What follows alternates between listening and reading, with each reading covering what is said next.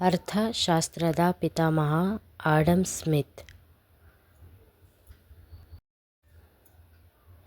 2023ರ ವಿಶ್ವ ಸಂತೋಷ ವರದಿಯಲ್ಲಿ ಭಾರತದ ಸ್ಥಾನ 123ನೆಯ ಸ್ಥಾನವನ್ನು ಭಾರತ ಪಡೆದುಕೊಂಡಿದೆ.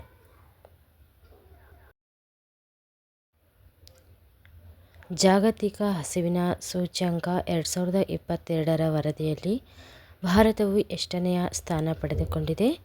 135ನೇ ಸ್ಥಾನ ಪಡೆದುಕೊಂಡಿದೆ.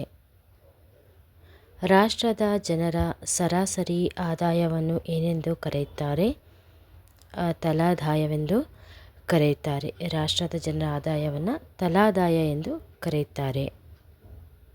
2021ರ ಮಾನವ ಅಭಿವೃದ್ಧಿ ಸೂಚ್ಯಂಕದಲ್ಲಿ ಭಾರತವು ಎಷ್ಟನೆಯ ಸ್ಥಾನ ಪಡೆದುಕೊಂಡಿದೆ? 132ನೆಯ ಸ್ಥಾನ ಪಡೆದುಕೊಂಡಿದೆ.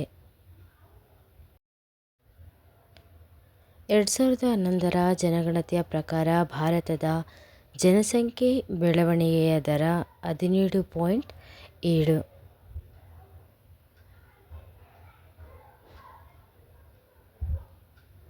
2011ರ ಜನಗಣತಿಯ ಪ್ರಕಾರ ಭಾರತದ ಒಟ್ಟು ಜನಸಂಖ್ಯೆ 121.06 ಕೋಟಿ. ರಾಷ್ಟ್ರೀಯ ಗ್ರಾಮೀಣ ಆರೋಗ್ಯ ನಿಗಮ ಮಂಡಳಿಯನ್ನು ಸ್ಥಾಪಿಸಿದ ವರ್ಷ 2006ರಲ್ಲಿ. ವಿಶ್ವ ಅಭಿವೃದ್ಧಿ ವರದಿಯನ್ನು ಸಿದ್ಧಪಡಿಸುವವರು ಯಾರು? ವಿಶ್ವ ಬ್ಯಾಂಕ್. ವಿಶ್ವ ಅಭಿವೃದ್ಧಿ ವರದಿಯನ್ನು ಸಿದ್ಧಪಡಿಸುವವರು ವಿಶ್ವ ಬ್ಯಾಂಕ್. ರಾಷ್ಟ್ರೀಯ ಯೋಜನಾ ಆಯೋಗವು ಒಂದು ಸಲಹಾ ಸಂಸ್ಥೆಯಾಗಿದೆ. ಭಾರತದಲ್ಲಿನ ಆಪರೇಷನ್ ಫ್ಲಡ್ ಕಾರ್ಯಕ್ರಮ ಯಾವುದಕ್ಕೆ ಸಂಬಂಧಿಸಿದೆ? ಕ್ಷೀರೋತ್ಪಾದನೆಗೆ ಸಂಬಂಧಿಸಿದ್ದಾಗಿದೆ.